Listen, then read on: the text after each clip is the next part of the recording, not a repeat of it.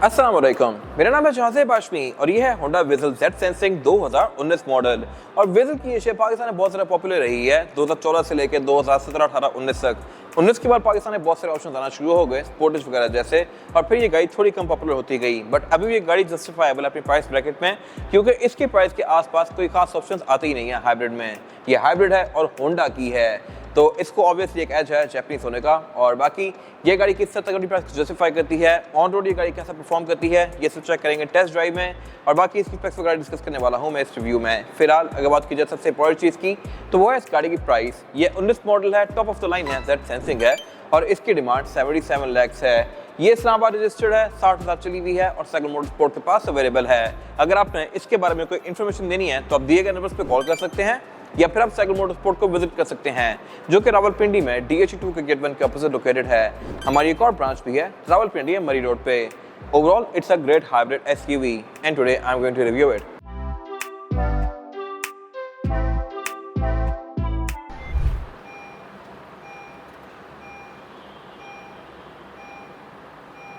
Alright, driving the Honda Vezel Z sensing 2019 और इस गाड़ी का इंटीरियर टॉप नॉच है। बिल्ड क्वालिटी के लिहाज से यहाँ पे पूरे नंबर हैं, फीचर्स के लिहाज से भी ये गाड़ी काफ़ी इक्विप्ड है, बट ये सब मैं कवर करूंगा आगे जाके। फिलहाल जहाँ तक बात है ड्राइविंग की, तो ड्राइविंग के लिहाज से ये गाड़ी मेरे ख्याल से ठीक है। होंडा की मोस्टली कार्स की तरह इसका सस्पेंशन भी थोड़ा सा स्टिफ है और जैपनीज कार मोस्टली थोड़ी स्टिफ ही आती हैं, लेकिन ओवरऑल जो इसकी राइड क्वालिटी है ये पाकिस्तानी गाड़ियों से काफ़ी बेहतर है। इसकी कैबिन की इंस्टॉलेशन काफ़ी बेहतर है, बाहर से नॉइज़ मुझे अंदर काफ़ी कम आ रही है और हाइब्रिड कार्स की एक अलग ही फीलिंग होती है। कुछ लोगों को ये फीलिंग बोरिंग लगती है, कुछ लोगों को ये चीज़ अच्छी लगती है, नन में से जिनको अच्छी लगती है।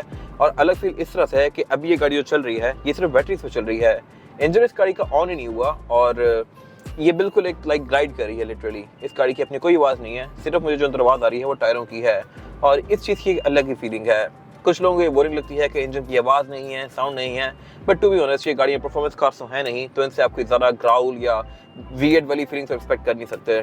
तो जिस कैटेगरी की ये गाड़ियाँ हैं उस कैटेगरी में ये काफ़ी अच्छे से परफॉर्म कर रही हैं। बाकी जहाँ तक बात है इस गाड़ी की सबसे बेस्ट चीज़ की, तो वो है इसकी फ्यूल इकॉनमी, जो कि ऑब्वियसली इस गाड़ी का मेन पर्पस है। तो ये एवरेज आपको आराम से 20+ की दे देती है डिपेंडिंग अपॉन ड्राइविंग पैटर्न। और बाकी जहाँ तक बात है हाइब्रिड की, तो प्योरली इलेक्ट्रिक पे गाड़ी तकरीबन 60 किलोमीटर/आवर की स्पीड तक चलती है। अभी इस गाड़ी को मैं 40-50 के आसपास लेके फिर रहा हूँ, इसका इंजन किक नहीं हुआ, लेकिन इसको मैं भी 60 से ऊपर लेके जाता हूँ तो इसका इंजन ऑन हो जाएगा लाइक दिस। अब इस गाड़ी का इंजन ऑन हो गया है और स्कॉर्पियन भी रेस हो गया है। बाकी इसके अलावा जहाँ तक बात है टेक्नोलॉजी की, तो जिस टाइम पे ये गाड़ी पाकिस्तान में बहुत ज़्यादा पॉपुलर हुई थी उस टाइम पे इस कैटेगरी में कोई खास ऑप्शंस नहीं थे और यही गाड़ी सबसे ज़्यादा फीचर्स ऑफर करी थी। लेकिन अब इस कैटेगरी में बहुत सारे ऑप्शंस आ गए हैं और बहुत सारे फीचर्स अच्छे ऑफर कर रहे हैं। अब इस गाड़ी का प्राइस पॉइंट है 77 लाख, लेकिन इस प्राइस पॉइंट पे पहले सिविक के बाद कोई ऑप्शन था ही नहीं। फॉर्च्यूनर से पहले सिविक के बाद डायरेक्ट पे रिवो ही आ रहा था और रिवो के ऊपर फॉर्च्यूनर थी, लेकिन अब सिविक के बाद बीच में कोई 150 ऑप्शन और आ गए हैं। MGs आ गई हैं, हैवल्स आ गई हैं, कोरोला क्रॉस आ गई है और बहुत सारी गाड़ियाँ आ गई हैं। लेकिन इवन कोरोला क्रॉस भी पाकिस्तान में नहीं चल सकी क्योंकि उससे बेहतर ऑप्शन भी बहुत हैं पाकिस्तान में, जैसा कि हैवल में H6 या जूलियन। वो गाड़ियाँ डुअल जोन क्लाइमेट कंट्रोल तो ऑफर करती ही हैं जो कि इसमें है, हीटेड सीट भी उनमें आती है, लेकिन उनमें 360 कैमरास और बहुत सारी और भी चीज़ें आती हैं, पैनोरामिक रूफ आती है जो कि ये गाड़ी ऑफर नहीं करती। बाकी इसके अलावा जहाँ तक बात है जेड सेंसिंग की, तो ये top of the line version है और इसमें हर चीज़ फुली इक्विप्ड है। बाकी इसमें पैडल शिफ्टर्स दिए गए हैं और इसके अलावा स्टीयरिंग पे इसके यहाँ पे रडार के और लेन की असिस्ट के कंट्रोल्स भी दिए गए हैं। स्टीयरिंग व्हील भी इस गाड़ी में लेदर स्टिच्ड है और ये गाड़ी है RU3। इसमें एक RU4 वर्जन भी आता है जो कि बिल्कुल टॉप ऑफ द लाइन होता है और वो गाड़ी ऑल व्हील ड्राइव होती है। फ्यूल इकॉनमी के लिहाज से फ्रंट व्हील ड्राइव गाड़ियाँ ही बेहतर रहती हैं, ऑल व्हील ड्राइव वाली गाड़ी थोड़ी सी कम एवरेज देती है।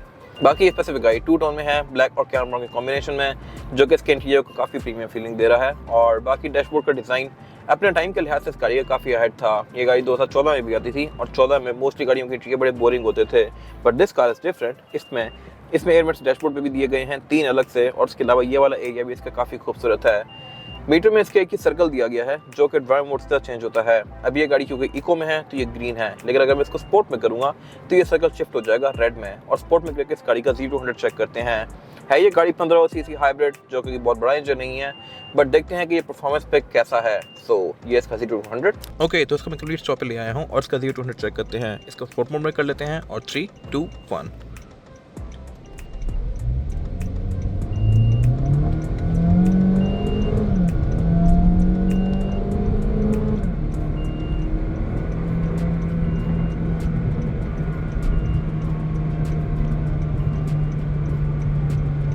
ओके, तो स्पोर्ट मोड में ये गाड़ी गियर्स को थोड़ा लंबा होल्ड करती है, इको में इसकी शिफ्टिंग जल्दी हो जाती है।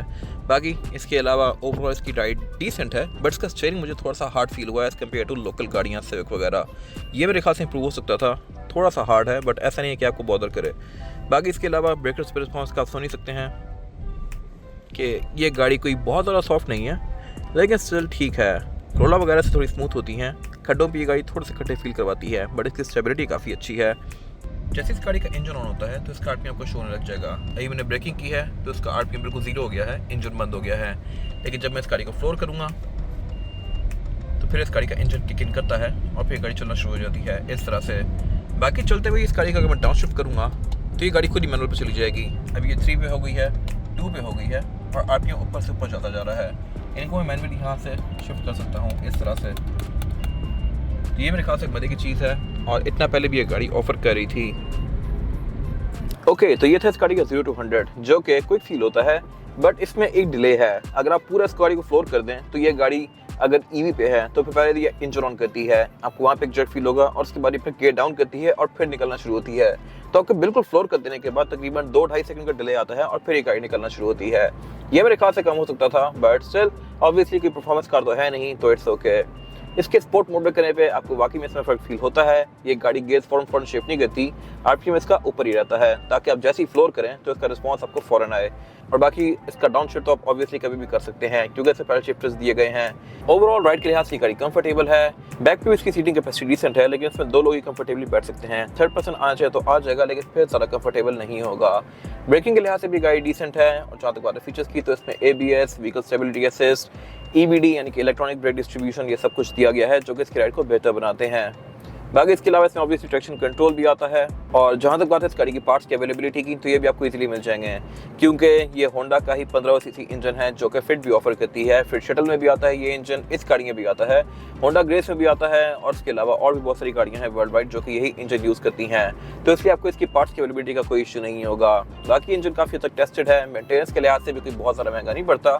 टोयोटा कंपैरेटिवली थोड़ी ज़्यादा रिलायबल है, बट स्टिल ये गाड़ी भी एक अच्छा ऑप्शन है। बाकी जहाँ तक बात है आजकल की मार्केट की तो इसमें और भी बहुत सारे कंसिडरेबल ऑप्शंस आ गए हैं हाइब्रिड्स में, लेकिन स्टिल ये गाड़ी अभी भी अपनी वैल्यू होल्ड करती है क्योंकि इस प्राइस ब्रैकेट में आपके पास कोई खास अच्छा ऑप्शन है नहीं। आपको जितनी भी जूलियन या S6 वगैरह मिलेंगी हाइब्रिड में या MG HS मिलेगी हाइब्रिड में, वो गाड़ियाँ करोड़ के आसपास ही हैं, जबकि ये गाड़ी 7 मिलियन 6 मिलियन के बजट में मिलना शुरू हो जाती है।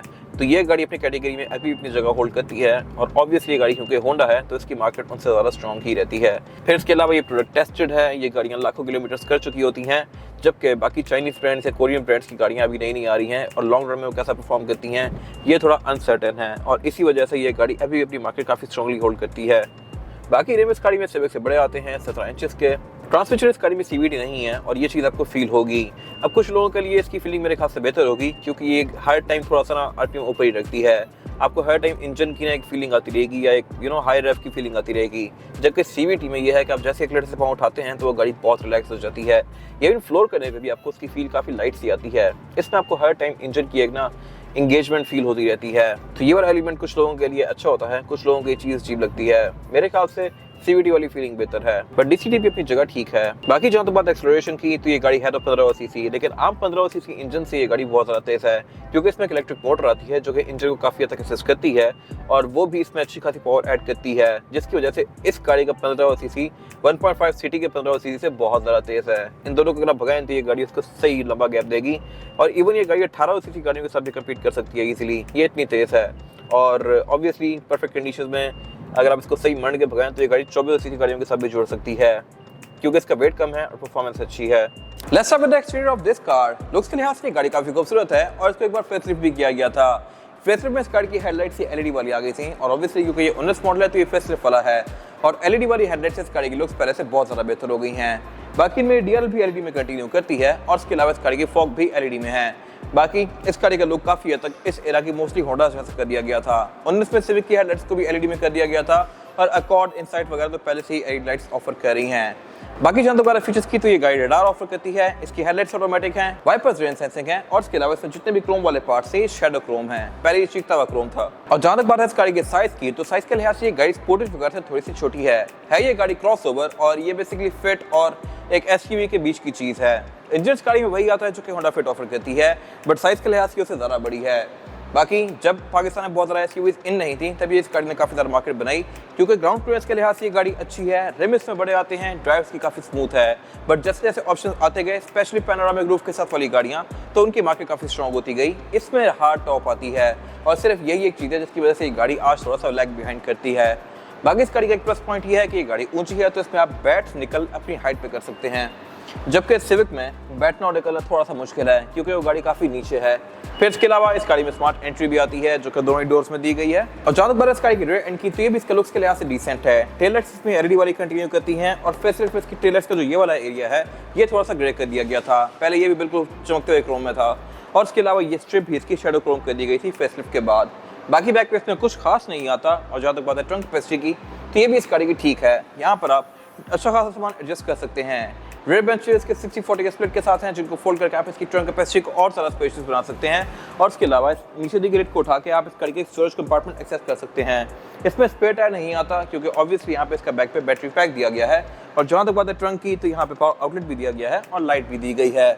इसके अलावा बाकी इसमें ऊपर स्पॉइलर आता है, शॉक फिन इंटीरियर दिया गया है और बाकी यहाँ कुछ खास है नहीं। और जहाँ तक बात है इस गाड़ी की इंटीरियर की, तो लुक्स के लिहाज से इंटीरियर काफ़ी खूबसूरत है। जैसा कि मैंने पहले बताया, ये अपने टाइम से काफ़ी अहेड था, इवन आज भी ऑब्सोलीट नहीं लगता।